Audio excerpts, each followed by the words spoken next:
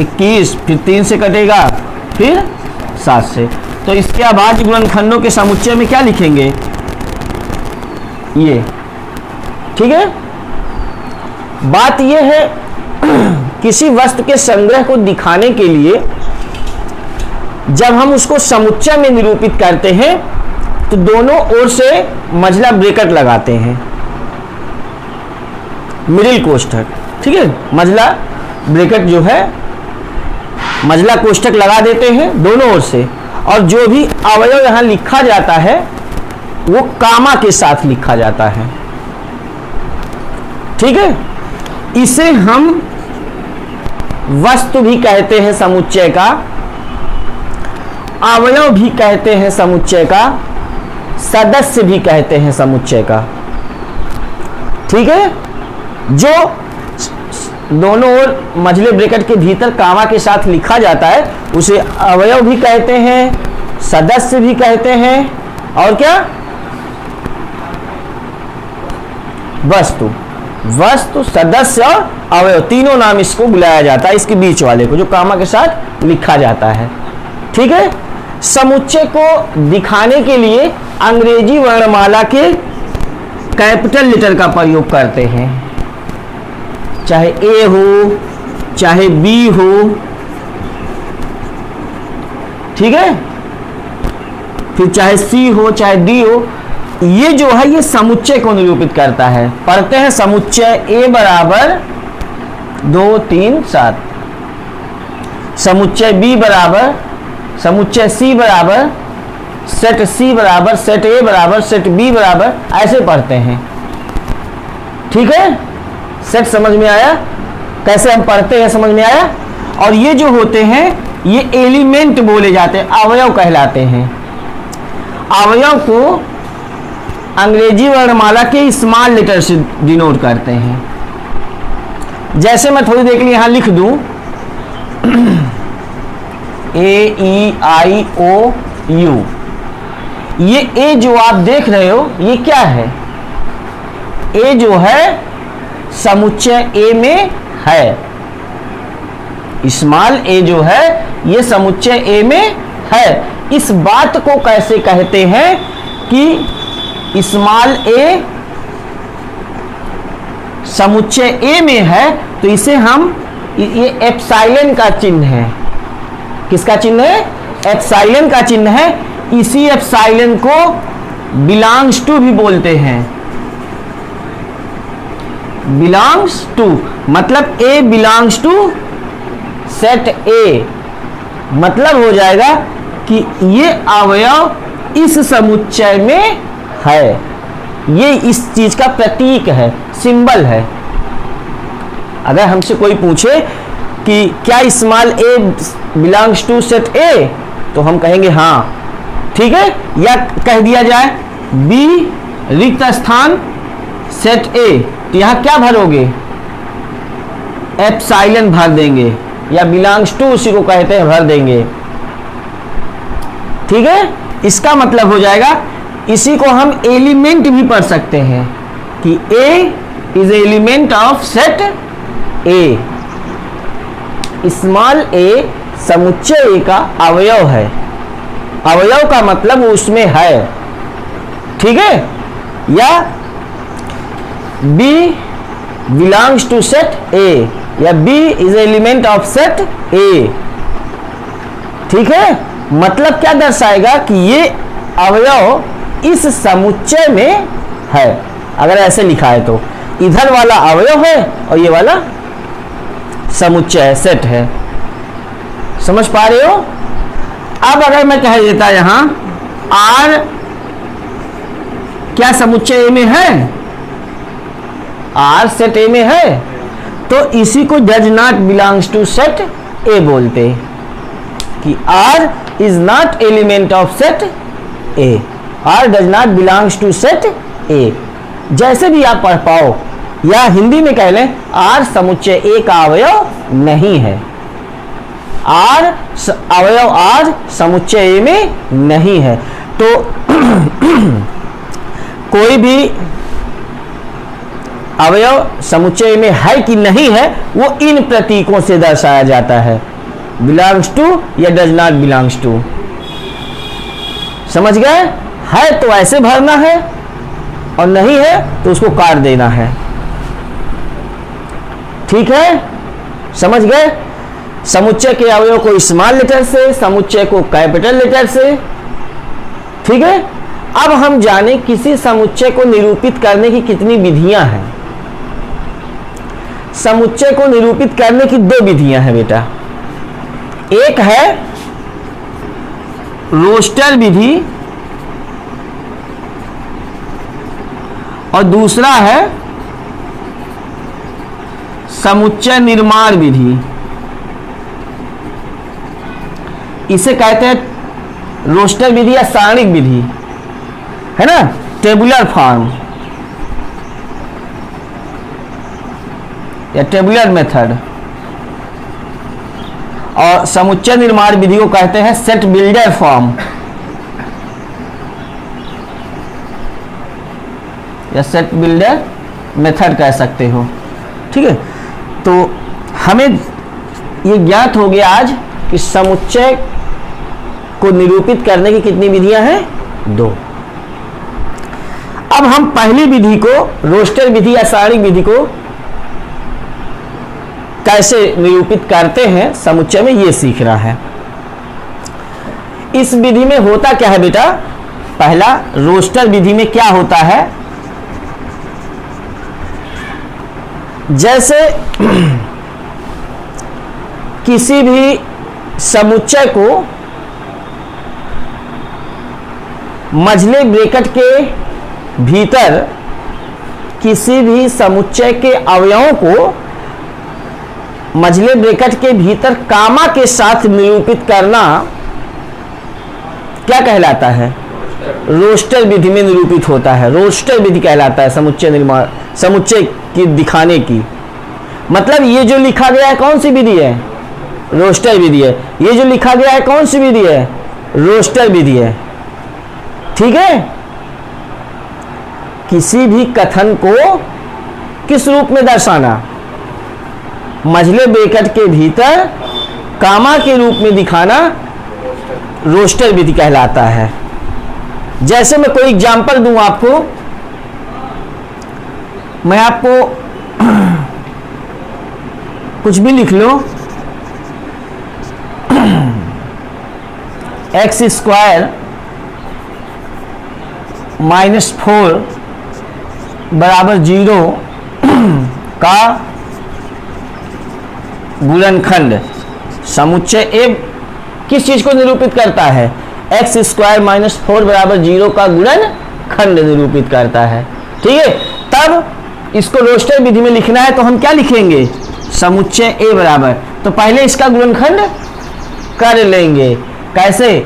X square -4 बराबर 0, x square बराबर 4 हो जाएगा। एक्स बराबर इसका वर्गमूल निकालेंगे तो +-2, तो यहाँ -2 +2 कामा के साथ निरूपित कर देंगे। ये कौन सी विधि हो गई? रोस्टर विधि। रोस्टर विधि में जो कथन दिया होगा बेटा, कथन जो दिया होगा, स्टेटमेंट जो दिया होगा, उसको कामा के साथ मिडिल ब्रैकेट में शो करना क्या कहलाता है? रोस्टर फॉर्म कहलाता है, रोस्टर मेथड कहलाता है। ठीक है, क्लियर? कि और कोई एग्जांपल देना पड़ेगा? नेक्स्ट एग्जांपल, स्कूल के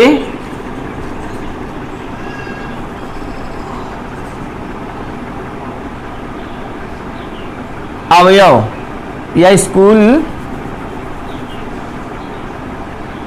को समुच्चय में निरूपित करना, स्कूल के अक्षरों को, है ना, तो इसके अक्षरों को हम कैसे निरूपित करेंगे समुच्चय में? स्कूल के अक्षरों को लिख देंगे पूरा हिंदी में, अगर हमें दिखाना हो तो कैसे दिखाएंगे? एस सी एच, जो 2 बार दिखाया गया होता है, जो अवयव 2 बार होता है, उसे हमें एक ही बार लिखना होता है समुच्चय में। ये हो जाएगा कामा के साथ इस तरह से निरूपित कर देना। कौन सा विधि है? रोस्टर विधि। समझ पा रहे हो रोस्टर विधि? क्लियर? कि रोस्टर विधि में करते क्या है कि जो भी स्टेटमेंट दिया गया होगा उसको हम कामा के साथ मिडिल ब्रैकेट में लिख देंगे। वो किस चीज को दिखाएगा? रोस्टर विधि को दिखाएगा। अब दूसरी विधि हमें पढ़ना है। कौन सी विधि? समुच्चय निर्माण विधि। ये बच्चे समझ नहीं पाते हैं, जबकि बहुत आसान होता है। इसमें क्या होता है? इसमें जैसे अब ये रोस्टर विधि में लिखा रहेगा ऐसे, और कहेगा इसको समुच्चय निर्माण विधि में लिखो, इसको समुच्चय निर्माण विधि में। तो इसमें क्या करते हैं? इसमें कथन दिखाते हैं। इसकी जो प्रॉपर्टी है, जो इसका गुण है, उसी गुण को हम शब्दों में लिख देते हैं। वही कौन सी विधि हो जाती है? हाँ, और उसको लिखने का तरीका है कुछ इस प्रकार, यक्स सच दैट यक्स। पहले ऐसे लिखा जाता है सब, ठीक है? एक्स, इसे सच दैट पढ़ते हैं, एक्स सच दैट एक्स अंग्रेजी वर्णमाला के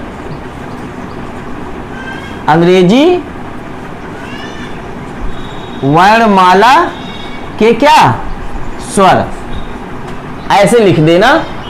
क्या हो जाएगा? यक्स ऐसा है कि यक्स अंग्रेजी वर्णमाला का स्वर है, ऐसे पूरा शब्द में भी लिख देंगे तो भी सही है आपका। इसी कथन को तो थोड़ा मिडिल ब्रैकेट में ऐसे लिख देना ही क्या, कौन सी विधि कहलाता है? समुच्चय निर्माण विधि। मतलब हम जो रोस्टर विधि लिखा हो उसको कथनात्मक रूप में दर्शा दे, वो कौन सी विधि हो जाता है? समुच्चय निर्माण विधि हो जाता है। ठीक है? जैसे यहाँ पे ये हमने दर्शाया है 2 3 7, तो 2 3 7 क्या है? हाँ, यक्स सच दैट यक्स कामा 42 का अभाज्य गुणनखंड है।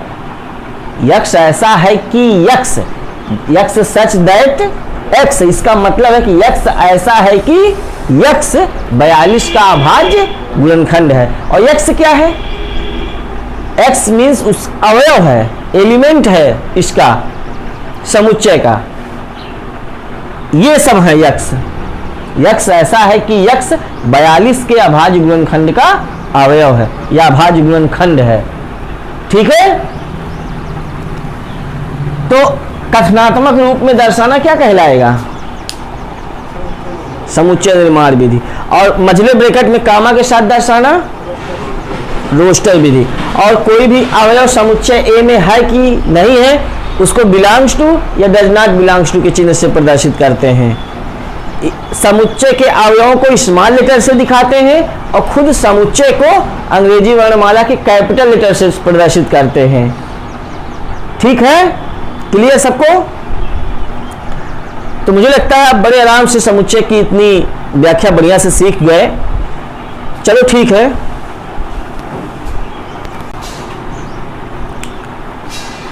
चलिए बेटा थोड़ा सा और कुछ इसमें जानते हैं, क्योंकि समुच्चय पढ़ रहे हैं तो 12th में भी इन सब लेटर्स का बहुत ही ज़्यादा ज़रूरत है। ये आपको पहचानना होगा, कैसे लिखा रहेगा वहाँ, तो आप जान पाओ कि ये क्या है। यन जो है, यन कहीं लिखा रहेगा कैपिटल यन मैथ में, तो इसका मतलब होगा प्राकृतिक संख्याओं का क्या? समुच्चय। कैपिटल यन क्या, किस चीज को दिखाता है? प्राकृतिक संख्याओं का समुच्चय या नेचुरल नंबर। प्राकृतिक संख्याएं समझते हो आप लोग? प्राकृतिक संख्याओं का मतलब होता है 1 2 3 4 5 से लेकर ऐसे अनंत तक। सबसे छोटी नेचुरल नंबर 1 होती है, ये 1 से शुरू होती है प्राकृतिक संख्याएं, ऐसा आपको ज्ञात होना चाहिए, 10th में पढ़ के आए हो सब। जेड किस चीज को दिखाता है? पूर्णांकों का समुच्चय, सेट ऑफ इंटीजर्स, पूर्णांकों का समुच्चय। पूर्णांकों का समुच्चय क्या होता है? पूर्णांक समझते हो? माइनस अनंत से लेकर -3, -2, -1, 0, 1, 2, 3 से लेकर कहां तक? प्लस अनंत तक।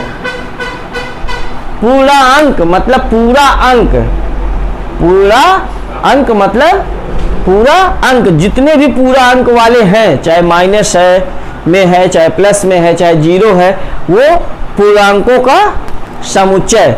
तो आज आप ये ध्यान रखिएगा, अगर कहीं जेड लिखा होगा तो उसका मतलब इतना लंबा चौड़ा होता है पूरा, पूरे पूर्णांक। अब पूर्णांक कितने होते हैं? अनंत है, माइनस अनंत से लेके प्लस अनंत तक पूरे अंक, ठीक है। क्यू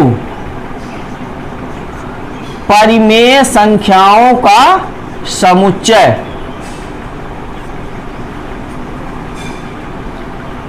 अब परिमेय संख्याओं का समुच्चय, परिमेय संख्याएं कितनी होती हैं? अनंत होती है भी भाई। अब अंश बटे हर के रूप में हो, हर शून्य ना हो, है कि नहीं? वो सारी नंबर्स क्या हैं? परिमेय संख्या है, जिसे p बटे q के रूप में लिखा जा सके, और q हर जो है शून्य ना हो, तो वो सब परिमेय संख्या जितनी है, उन संख्याओं को अगर हम इसमें लिख दें तो अब ऐसे तो लिख पाएंगे नहीं, है ना? बहुत कर सकते हैं। अब समुच्चय निर्माण विधि में लिखा जा सकता है, कितने गिनतियों को लिखेंगे इसमें, ठीक है। तो वो सभी क्या है? परिमेय संख्याओं के समुच्चय को दिखाती है। क्या? q कहीं लिखा है तो, और q प्लस q प्लस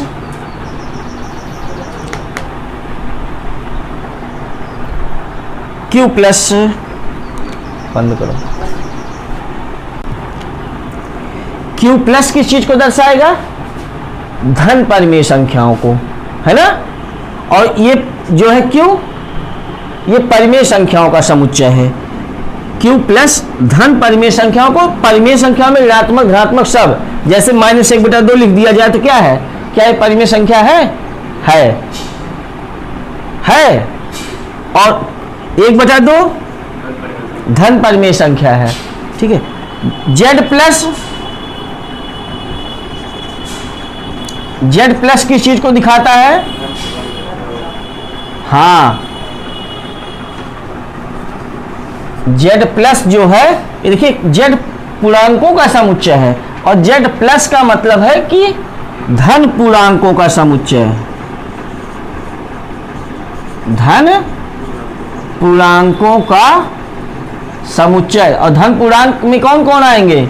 वो 1 से शुरू होते हैं, 0 से नहीं, कि 0 से स्टार्ट कर दोगे आप और 0 कहोगे धन पूर्णांक है, ठीक है। 1 से 0 पूर्ण संख्या है, सबसे छोटी पूर्ण संख्या है, ठीक है।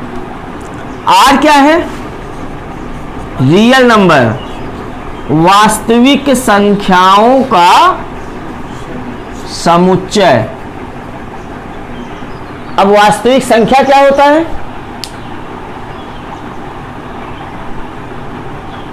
आपका 10th में पहला ही चैप्टर था वास्तविक संख्या।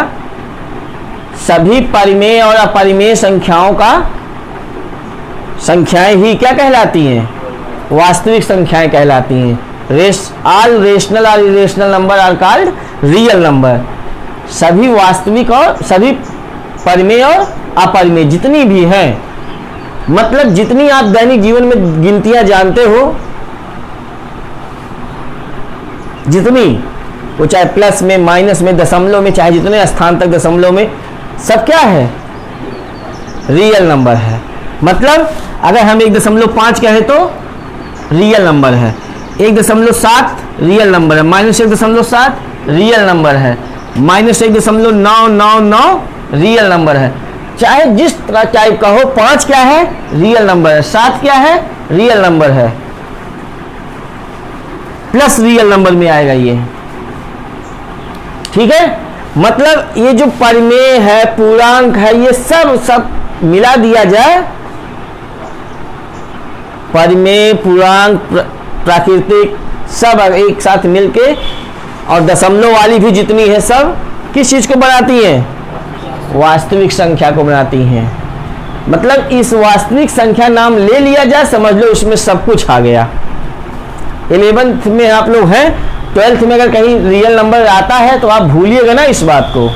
आर है, रियल नंबर लिखा है, तो इसका मतलब सारी संख्या उसमें है, जितनी आप जानते हो सब उसमें है। किसमें? वास्तविक संख्या में, रियल नंबर में। और आर प्लस में धनात्मक वास्तविक संख्याओं का क्या? समुच्चय, positive real numbers, set of positive real numbers, है ना। Set of positive real numbers, set of real numbers, set of positive integers, set of positive rational number, set of real rational numbers, set of integers और set of natural numbers. ठीक है, set बोलते हैं किस चीज को? समुच्चय को। तो मैं समुच्चय इसलिए बोल रहा हूं क्योंकि मैं हिंदी में बता रहा हूं आपको, आप उसको कायदे से समझिएगा। सेट, ठीक है, समुच्चय। तो मुझे लगता है कि आप इतनी बातें जान गए। समुच्चय दिखाते कैसे हैं, समुच्चय को निरूपित कैसे करते हैं, कितनी विधियां हैं निरूपित करने की, कोई अवयव कैसे दिखाया जाता है, कोई अवयव समुच्चय में है तो कैसे दिखाया जाता है, नहीं है तो कैसे दिखाया जाता है। सारी बातें क्लियर। अब मुझे लगता है सिर्फ आपको एक्सरसाइज लगाने की जरूरत है, तो ठीक है, इतना नोट कर लीजिए। तो मुझे लगता है बेटा आप लोगों को ये वीडियो बहुत ही पसंद आया होगा। अगर आप लोगों को वीडियो पसंद आ रहा हो तो हमारे चैनल को सब्सक्राइब करें, कोई प्रॉब्लम हो कमेंट करें, वीडियोस को लाइक करें और अपने फ्रेंड्स में शेयर भी करें। Best of luck.